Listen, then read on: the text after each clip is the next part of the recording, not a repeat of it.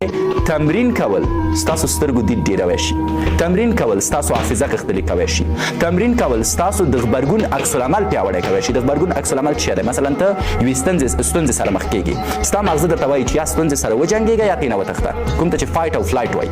اکثرا خلک چې ستونزې سره مخ کېږي د دې د خاطره چې تحرک نه لري، د دې د خاطره چې تمرین نشي کوی، دوی په ژوند کې ښې پرېکړې نشي کوی.